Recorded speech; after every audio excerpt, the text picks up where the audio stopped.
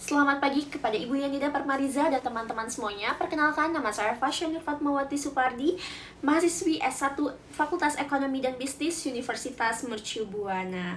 Hari ini saya akan mempresentasikan proyek 2 tentang komunikasi bisnis, yaitu pelecehan verbal dan seksual di lingkungan kampus. Yaitu saya ambil dari studi kasus 16 mahasiswa Fakultas Hukum Universitas Indonesia, April 2026.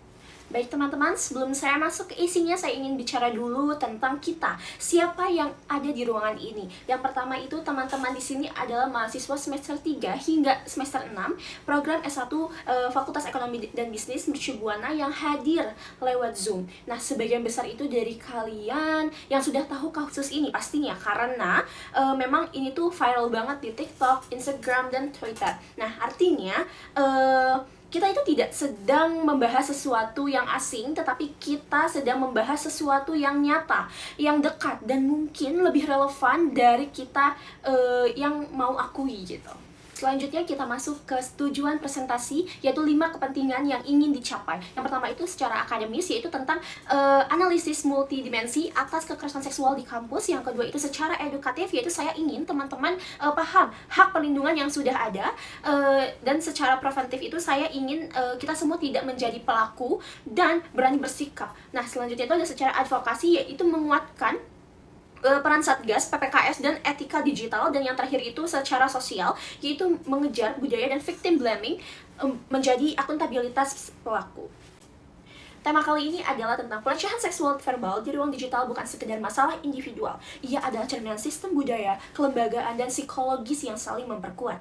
Nah, penanganannya itu harus komprehensif, yaitu budaya diubah, institusi bebenah, dan korban dipulihkan secara sekaligus. Adapun 5 subtema yang saya akan bahas kali ini. Yang pertama itu adalah normalisasi pelecehan dalam budaya kelompok rape culture dan toxic masculinity. Terus lemahnya tanggung jawab institusi, luka psikologis yang nyata tapi tak terlihat, ironi calon penegak hukum yang melanggar HAM, dan solusi sistematik yang menyeluruh. Inilah kasusnya, 16 mahasiswa Universitas Indonesia, calon advokat, hakim, dan jaksa yang terlibat dalam sebuah grup chat private. Di dalamnya terjadi percakapan berisi tentang pelecehan verbal dan seksual yang menganggap aman karena ruang niat yang tertutup. Nah, mereka salah. Pada April 2026, tangkapan layar menjadi bukti kasus itu terungkap. Dan inilah yang membuat kasus ini berbeda dari yang lainnya. Para pelaku sedang mempelajari UU TPKS dan hak asasi manusia di bangku kuliah. Mereka tahu hukumnya, mereka hafal pasalnya, tapi mereka tetap melakukannya. Pelecehan ini tidak tiba-tiba muncul, tetapi ia tumbuh.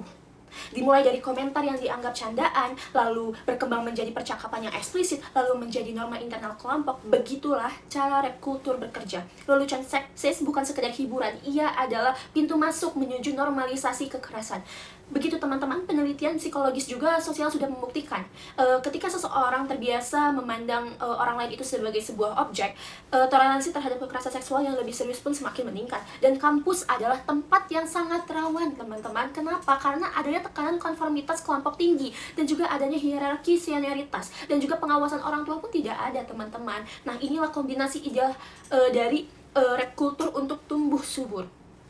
Baik teman-teman, jadi kenapa sih 16 orang ini terlibat sekaligus? Ini tuh bukan kebetulan gitu loh. Ini adalah maskulinitas toxic berbasis grup, teman-teman. Itu melecehkan bersama menjadi bonding sosial, cara membuktikan maskulinitas di depan teman-teman semua gitu. Ada juga mekanisme difusi yang bertanggung jawab, yaitu semua orang juga melakukannya. Jadi siapa yang salah sih?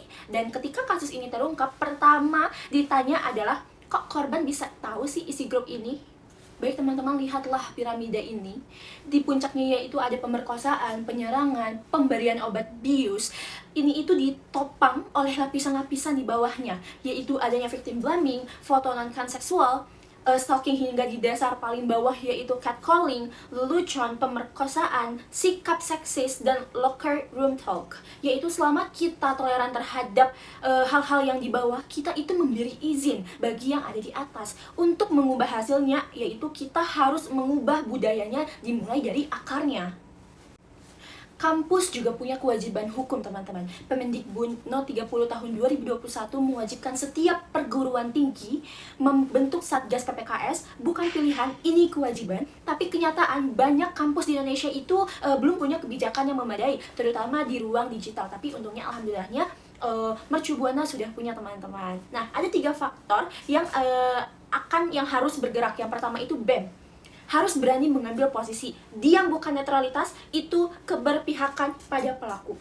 Yang kedua, rektorat harus merespon dengan investigasi independen dan dukungan nyata bagi si korban ini. Nah, yang ketiga itu ada kurikulum harus berubah. Pendidikan harus konsens, bukan sekedar poster di koridor.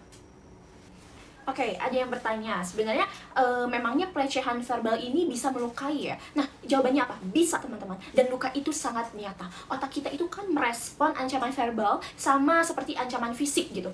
Nah, memicunya stres, meningkatkannya kortisol, memperburuk kesehatan mental. Bayangkan, merasakan itu lalu disuruh untuk diam. Mengapa korban tidak langsung lapor? Karena ada 6 hambatan yang berlapis-lapis, teman-teman. Yang pertama itu takutnya tidak dipercaya.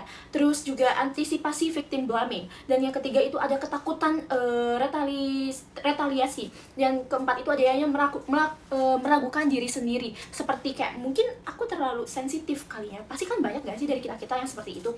Dan yang kelima itu adanya rasa malu, teman-teman. Dan yang terakhir itu tidak tahu harus melapor kemana.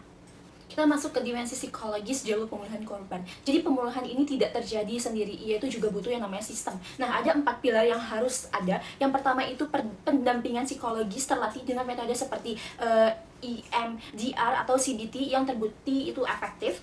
Terus juga ada validasi ekspresif, yaitu korban perlu mendengar langsung, ini nyata, ini salah, dan ini bukan salahmu.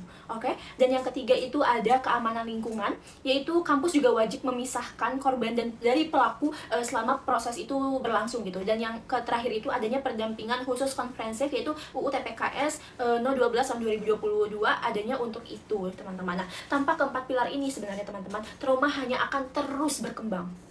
Jadi teman-teman, ketiga dimensi ini tidak berdiri sendiri, tetapi mereka juga saling memperkuat. Yang pertama itu adanya rap culture, jadi bertahan karena institusi diam. Dan yang kedua itu kegagalan institusi yang lembam respon, memperarah trauma kepada si korban. Dan yang dan rap culture memindahkan beban moral dari pelaku ke korban. Justru korban yang malu, justru pelaku yang melanjutkan hidupnya dengan tenang.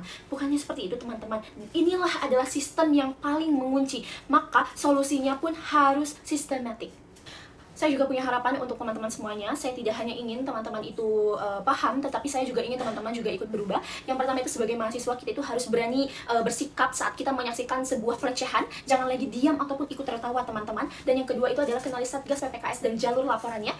Selanjutnya itu kita sebagai pengguna ruang digital, yang pertama itu ingat, teman-teman, bahwa kata-kata di grup chat itu punya dampak nyata. Tidak ada ruang yang benar-benar private.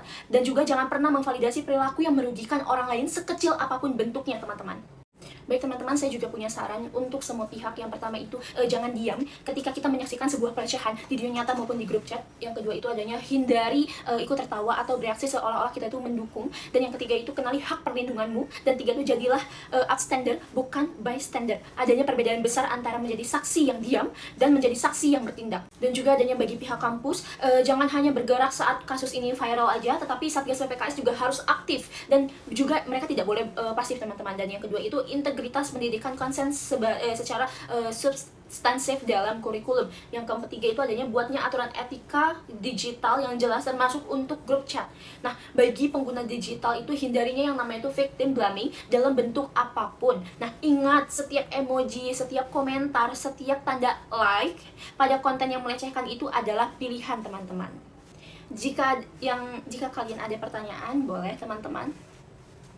Karena setelah ini saya berharap 3 hal dari teman-teman. Yang pertama itu aktif bertanya dan berdiskusi sekarang, dan juga pulang dengan cara pandang yang berbeda tentang apa yang selama ini kita anggap sebagai candaan biasa aja. Dan juga kita juga harus berani bertindak, berani melaporkan, berani mendampingi si korban. Setidaknya kita tidak lagi diam, teman-teman. Jadi presentasi kali ini itu kan sangat-sangat relevan dan berdampak ke depannya. Semoga baik.